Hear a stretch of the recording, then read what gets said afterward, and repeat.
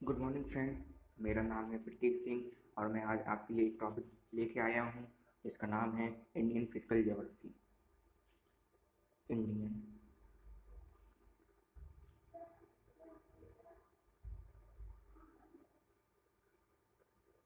Physical geography. तो चलिए शुरू करते हैं आज का वीडियो।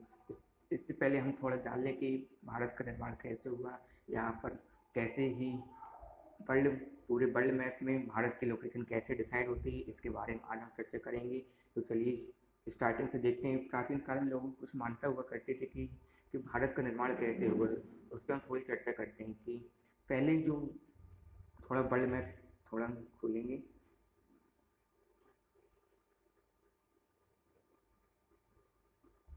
वर्ल्ड मैप डालते हैं तो ये भारत है। ये ये जो इंडिया है, जो ये पहले अफ्रीका कॉन्टिनेंट का भाग हुआ करता था। ये बहुत ही पहले की बात है। इस पर हम थोड़ा कोई ऑफिशियल नहीं कह सकते हैं, ये कहीं सुनी है एक तरीके से कि भारत जो अफ्रीका कॉन्टिनेंट का भाग हुआ करता था पहले ही, ना ही कोई महाद्वीप था ना ही कोई उपमहाद्वीप था। यहाँ पर पूरा एक पूरा ये पूरा टापू टाइप का था और वहाँ आसपास पानी भरा रहता था। और बीच में कुछ भूकंप आया, प्राकृतिक आपदाएं हुई, नेचुरल डिजास्टर, टेक्टोनिक प्लेट्स में थोड़ा चेंजमेंट आया। उसकी वजह से ये महाद्वीप पूरा भाग था उससे अलग अलग होकर जहाँ इन्हें जगह मिली, अपने हिसाब से स्टेबल कंडीशन हुई, वहाँ पर ये खिसक गई। और अफ्रीका कॉन्टिनेंट से थोड़ा खिसकते हुए ये ईस्ट की साइड बढ़ा और ये इंडिया कहलाया। इंडिया के ऊपर चाइना है, फिर रशिया है, ऐसे ही यहाँ पर कई फॉर्मेशन होती रही। और ये भी है कि हिमालय की फॉर्मेशन कैसे हुई। और इससे पहले थोड़ा हम जान लें कि पहले इंडिया था वो तैतीस सागर से फॉर्मेशन होता है, ऐसे माना जाता है। और हिमालय की फॉर्मेशन हुई तो चाइना और इंडिया के बीच टकराने से जो बीच में ये जो ये जो बीच में है ये नेपाल है। और नेपाल और जम्मू कश्मीर के बीच में जो हिमा जम्मू कश्मीर के बीच में जो ये रेंज है हिमालयन रेंज, तो यहाँ पर चाइना और इंडिया की जो टेक्टोनिक प्लेट्स थी वो अर्थ के नीचे आपस में टकराई और उससे बहुत ही ज़्यादा कंपन पैदा हुआ। और जिससे कि यहाँ पर धरती से ऊपर दोनों साइड से मिट्टी बहुत ऊपर तक उठी रही और ये मिट्टी बहुत ऊपर तक उठने के कारण यहाँ पर हिमालय का फॉर्मेशन हुआ।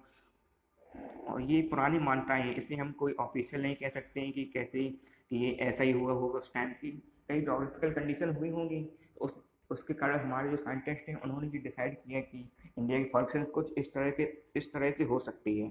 तो थोड़ा इंडिया की भौगोलिक लोकेशन के बारे में हम देखेंगे कि ग्लोब में इंडिया की लोकेशन कहाँ पर है। तो इंडिया की लोकेशन जो है ये ये है इंडिया भूगोल में। ये एट लॉन्गिट्यूडनल लोकेशन इसकी है वह 8 डिग्री 4 मिनट ईस्ट से 37 degree 6 minute. 8 degree east, sorry, 8 degree 4 minute north. ये लॉन्ग लेटिट्यूडनल लोकेशन है से 37 डिग्री 6 मिनट नॉर्थ। और हम वहीं पर बात करें कि इंडिया की ये जो थी लैटिट्यूडल लोकेशन थी। अब लॉन्गिट्यूडल लोकेशन की बात करें तो इंडिया की लॉन्गिट्यूडल लोकेशन ये है, जिसे हम 37 डिग्री 6 मिनट ईस्ट से 68 डिग्री 25 मिनट ईस्ट ईस्ट मानी जाती है। तो इंडिया ये है इंडिया का मैप। तो यहाँ पर ये जो है ये चीज़ है ये है 30 ये चीज़ है 37 डिग्री 6 मिनट और ये चीज़ है वो है 68 डिग्री 95 मिनट ईस्ट। ये है लॉन्गिट्यूडल लोकेशन। और लैटिट्यूडल लोकेशन थी वो थी 8 डिग्री 4 मिनट से लेकर नॉर्थ से लेकर, और ये 37 डिग्री 6 मिनट। तो ये थे हमारे इंडिया की लोकेशन। अब हम थोड़ा और इसके बारे में डिटेल में चर्चा करते हैं कि यहाँ पर पहले हम ये जान लें कि लैटिट्यूड और लॉन्गिट्यूड क्या होते हैं। तो लैटिट्यूड वो लाइन्स होते हैं एक तरीके से हम कह सकते हैं जो लैटिट्यूड है अक्षांश रेखाएं होती हैं वो इक्वेटर के पैरेलल होती हैं। ये लाइन जो ये लाइन है ये लैटिट्यूडल लाइंस कहलाएंगी। ये लाइन ये इक्वेटर है।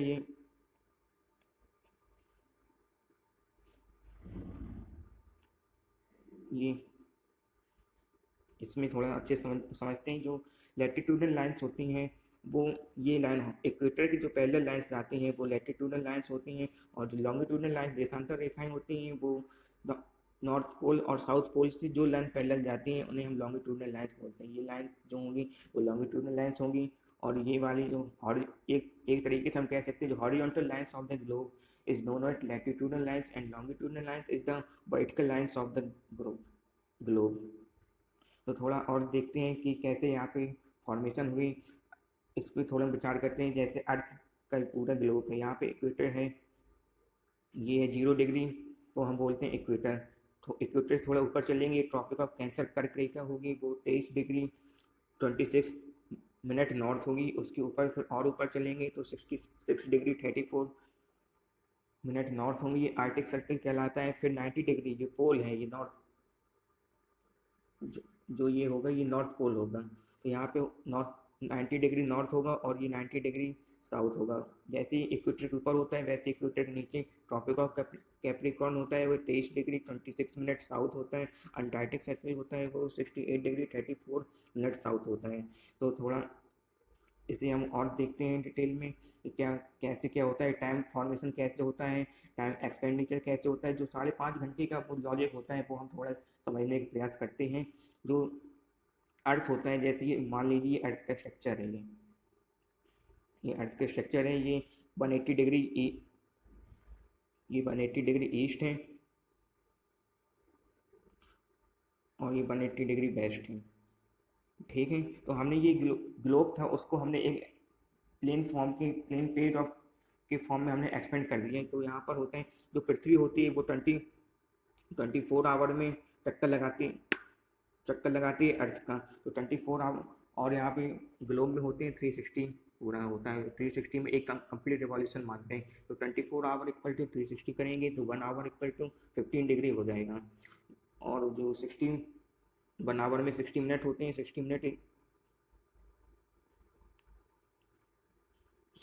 इज इक्वल टू 15 डिग्री और 4 मिनट इक्वल टू 1 डिग्री। तो हम देखेंगे यहाँ पे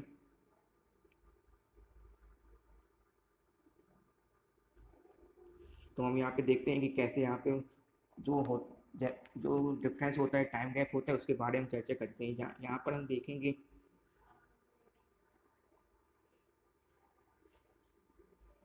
जो 0 डिग्री होता है, 0 डिग्री नॉर्थ ये होता है।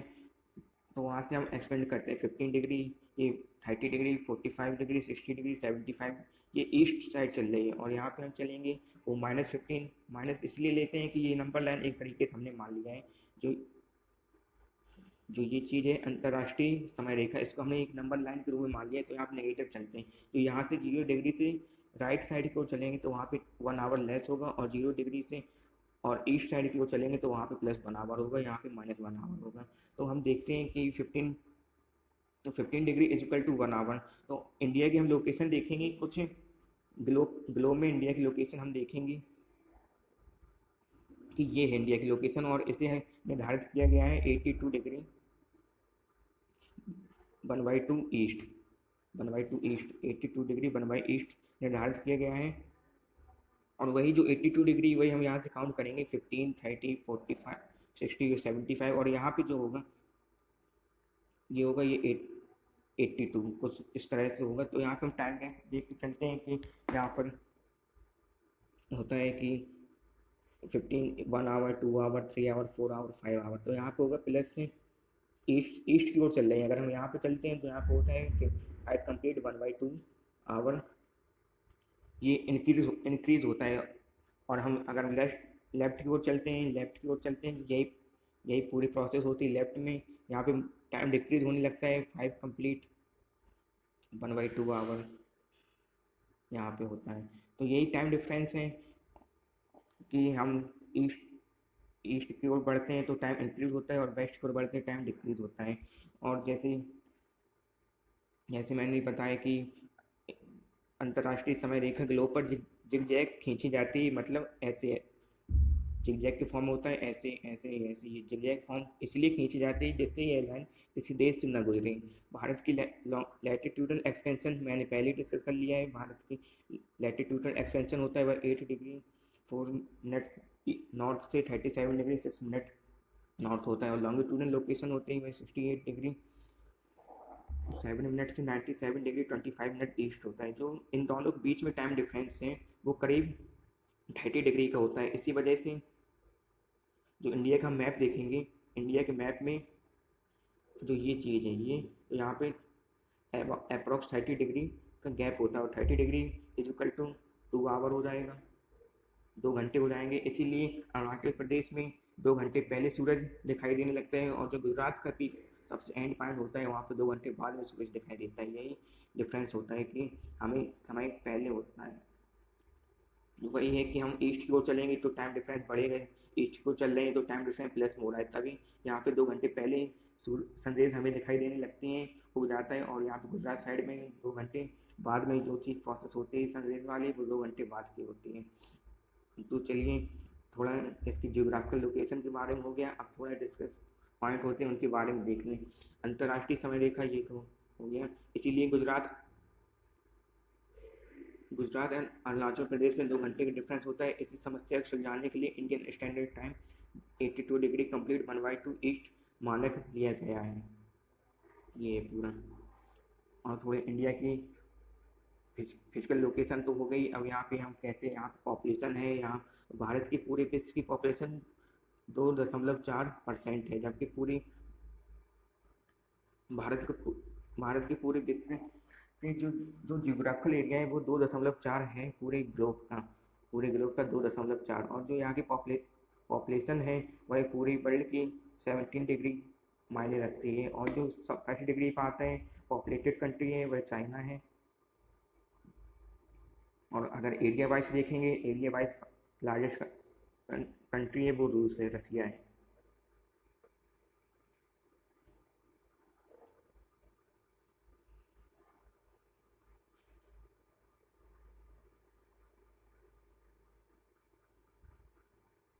यहाँ पे हम देखते हैं कि अर्थ का स्ट्रक्चर कैसा है। अर्थ का स्ट्रक्चर ड्यूराइड स्ट्रक्चर है अर्थ का।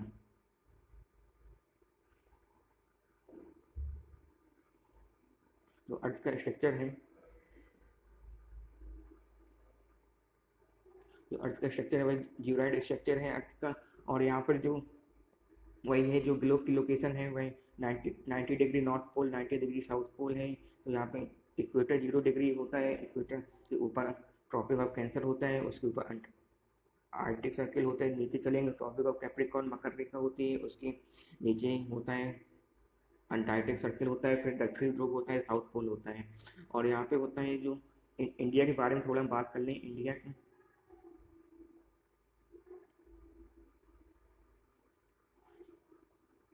बारे में बात कर लें। इंडिया का जो नॉर्थ पॉइंट है, सबसे नॉर्थ का एंड का पॉइंट है वो इंदिरा पोल है, जो जम्मू कश्मीर में पाया जाता है। ये है जो जम्मू कश्मीर पाया जाता है। और जो इंडिया के साउथ का एंडेस्ट पॉइंट है वो है कन्याकुमारी, जो तमिलनाडु में पाया जाता है। अगर हम इंडिया की बात करें, और इंडिया के बाहर जो इंडिया की पूरी यूनियन टेरिटरी है उनके बारे में, जो आइसलैंड है छोटी छोटी, उनके बारे में डिस्कस करेंगे। तो उनका जो एंड पॉइंट है वो इंदिरा पॉइंट है। इंदिरा पोल अलग है और इंदिरा पॉइंट अलग है। इंदिरा पॉइंट को हम पिगमेडियर पॉइंट भी कहते हैं, इसका हम आगे डिस्कस करेंगे। और इंडिया का जो ईस्ट का पार्ट है उसको अरुणाचल प्रदेश है, उसे बलांगू है, ये ईस्ट में है। सबसे ईस्ट का पॉइंट अरुणाचल प्रदेश में है। और जो वेस्ट का पॉइंट है वो सरक्रीक गुजरात में पाया जाता है, होता है। और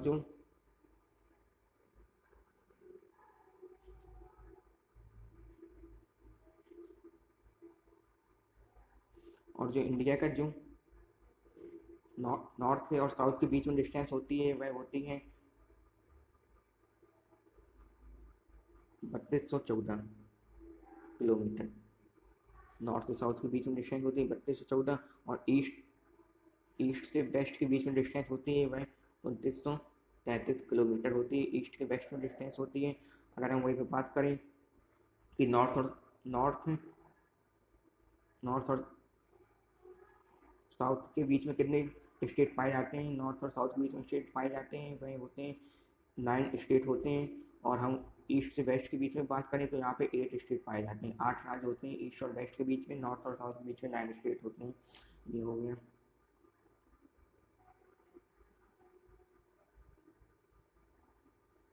इसके बाद होता है जो वो ये बोलते हैं कि 21 जून को जो सूर्य की किरणें होती हैं, इस पर भी थोड़ा विचार कर लेंगे। सूर्य की किरणें कैसी पड़ती हैं अर्थ के इक्वेटर पर, पोल्स पर कैसे पड़ती हैं, लंबवत पर पड़ती हैं, परपेंडिकुलर पड़ती हैं, या फिर और कुछ होता है। जो 21 जून होता है वहाँ पर जो सूर्य की किरणें होती हैं ट्रॉपिक ऑफ कैंसर कर्क रेखा पर लंबवत मीन्स परपेंडिकुलर पड़ती हैं, परपेंडिकुलर पड़ती हैं।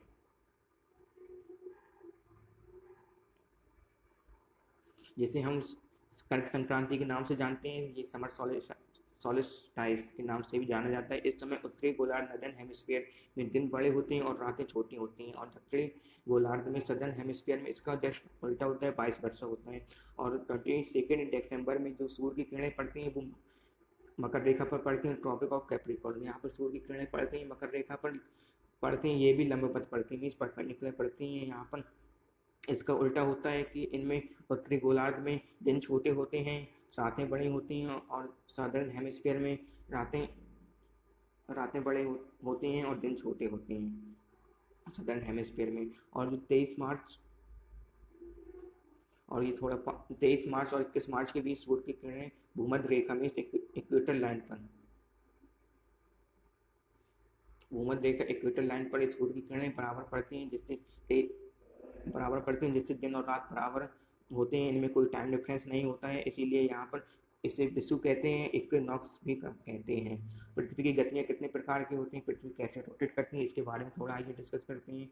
कि दैनिक गति रोटेशन, पृथ्वी जब अपने एक्सिस पर घूमती है, एक्सिस पर पृथ्वी अपने एंटी क्लॉकवाइज घूमती है, पूरब से पश्चिम की ओर घूमती है, वेस्ट टू ईस्ट, तो उसे हम रोटेशन कहते हैं। जो एग्जैक्टली अप्रोक्स 24 आवर में अपने चक्कर कंप्लीट करती है। और जो एग्जैक्ट टाइम होता है वो 23 आवर 56 मिनट 4 सेकेंड होता है। वहीं पर जो परिक्रमण गति रिवॉल्यूशन होते हैं, जो movement of the earth around the sun on its axis, वह होता है रिवॉल्यूशन होता है। General introduction of the Indian geography, Indian geography पर जो लैटिट्यूड लाइन्स होती हैं वह 181 होती हैं। यहाँ पर थोड़ा करेक्शन करना चाहूँगा, 181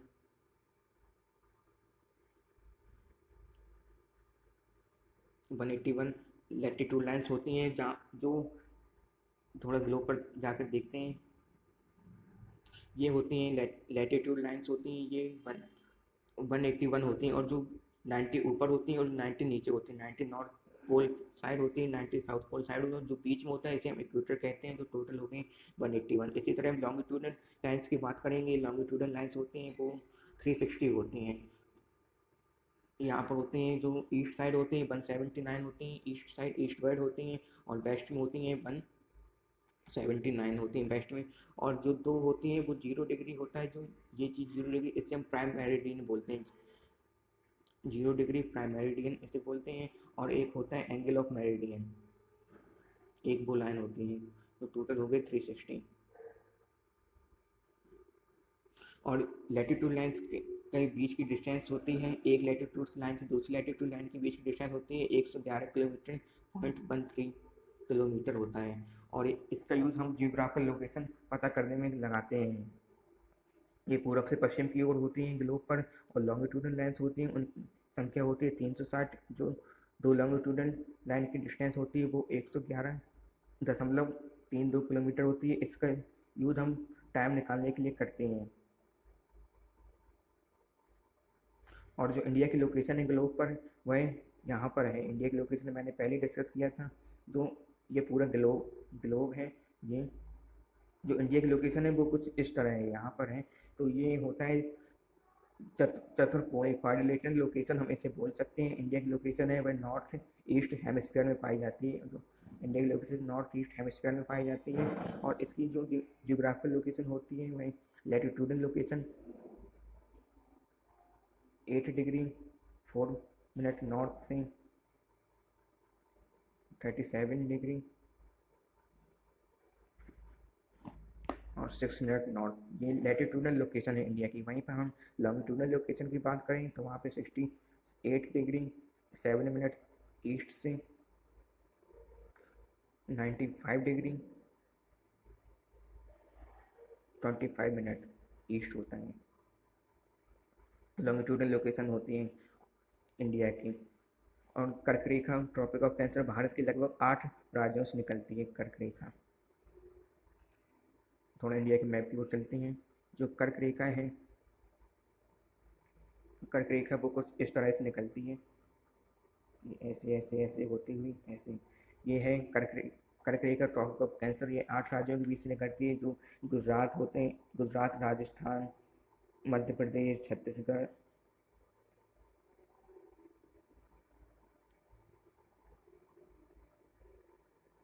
गुजरात, राजस्थान, मध्य प्रदेश, छत्तीसगढ़, झारखंड, वेस्ट बंगाल, त्रिपुरा, मिजोरम, इनसे होकर भी ये कर्क रेखा 8 राज्यों से निकलती है। भारत के स्टैंडर्ड टाइम का निर्धारण 82 degree 1/2 complete east longitudinal lines के माध्यम से होता है। भारत मानक समय जो 82 डिग्री ईस्ट होता है, वह कुछ इंडिया मैप में इस तरह से होता है,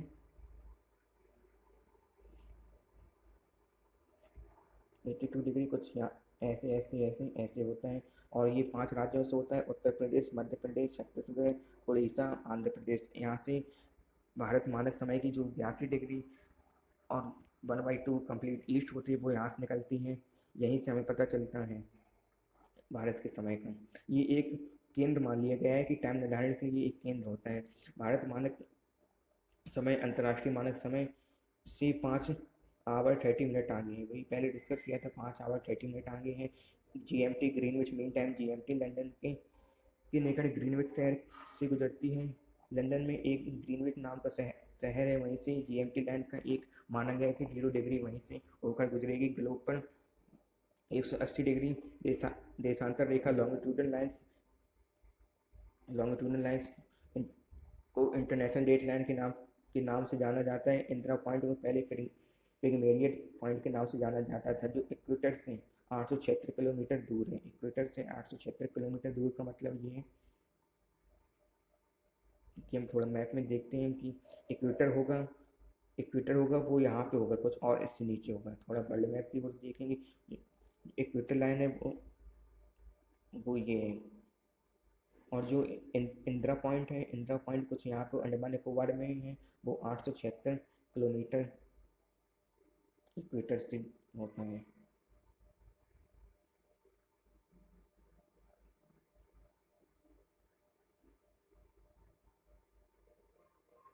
इक्वेटर से होता है। भारत के 9 राज्यों की सीमाएं समुद्री तट से जुड़ी हुई हैं, जिसकी 61 किलोमीटर है। 9 राज्यों की सीमाएं भारत की समुद्री तट से जुड़ी हुई हैं, 61 किलोमीटर डिस्टेंस कवर करती हैं। वहीं पर थोड़ा मैप की ओर रुख करते हैं।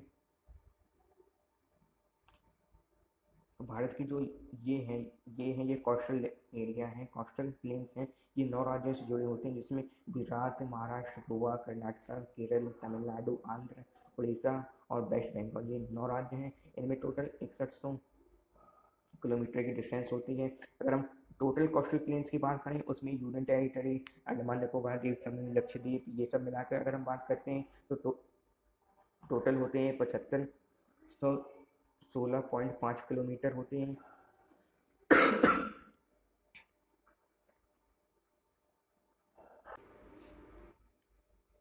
अगर वहीं पे हम लैंड की बात करें, लैंड का कितना एरिया है, जो लैंड का ये वाला एरिया है, ये वाला एरिया है जो लैंड का, वो है 15,200 किलोमीटर।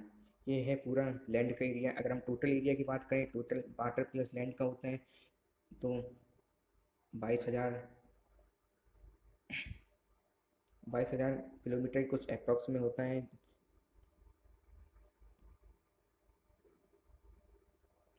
22,716 किलोमीटर के अप्रॉक्स में होता है। और यहाँ पे हम थोड़ा एक्स्ट्रा पॉइंट देखते हैं। यूएसए में 7 टाइम जोन्स पाए जाते हैं, और जबकि रसिया में 11 टाइम जोन्स पाए जाते हैं। और इंडिया की जो एक यूनियन टेरिटरी जिसे हम पौंडुचेरी के नाम से जानते हैं, वो भारत के 3 राज्यों से होकर गुजरती है, जो कि अंडमान जो कि आंध्र प्रदेश यनम में है, करायल तमिलनाडु और माहे केरल। यहाँ से पौंडुचेरी की सीमाएं लगी हुई हैं। और थोड़ा बैक में जाते हैं, एरिया के अनुसार रसिया पूरे वर्ल्ड का सबसे बड़ा देश है, और पॉपुलेशन के अनुसार चाइना बड़ा देश है। स्ट्रक्चर भारत का चतुर्कोणीय क्वाड्रिलेटरल है। एरिया वाइज हम इंडिया के स्टेट की बात करें तो राजस्थान बड़ा है, गोवा एरिया वाइज छोटा है। पॉपुलेशन की बात करें तो यूपी सबसे बड़ा है, सिक्किम पॉपुलेशन के हिसाब से सबसे छोटा है, और सिक्किम को भारत में 1976 76 में 36 कॉन्स्टिट्यूशन अमेंडमेंट के तहत भारत को जोड़ा गया था। पहले ये चाइना और नेपाल को भाग हुआ करता था। और यहाँ पे 7 सिस्टर्स होते हैं, जो ईस्टर्न स्टेट होते हैं वहाँ 7 सिस्टर्स होते हैं, और उनमें होते हैं असम, आंध्र प्रदेश, मेघालय, मणिपुर, मिजोरम, त्रिपुरा, नागालैंड। और यहाँ पे सिक्किम होता है, वो एक भाई के रूप में माना जाता है थोड़ा। और ये चलते हैं भारत का स्कॉटलैंड, मेघालय कहते हैं, मेघालय में सबसे ज़्यादा वर्षा होती है। यहाँ पर 1120 सेंटीमीटर वर्ष भर वर्षा होती रहती है, जो कि सबसे ज़्यादा एक हिल स्टेशन भी है, और यहाँ पर सबसे ज़्यादा वर्षा वाला क्षेत्र भी है। तो आज के वीडियो में सिर्फ इतना ही। अगले टॉपिक में डिस्कस करेंगे कि ग्रेट हिमालयस के बारे में, भारत के उत्तरी मैदानी क्षेत्र के बारे में, पेनिनसुलर रीजन के बारे में, और तमाम चीज़ों के बारे में डिस्कस करेंगे। तो आज की वीडियो में इतना ही। अगर वीडियो पसंद हो तो लाइक कीजिए, सब्सक्राइब कीजिए। धन्यवाद। आपका दिन अच्छा हो।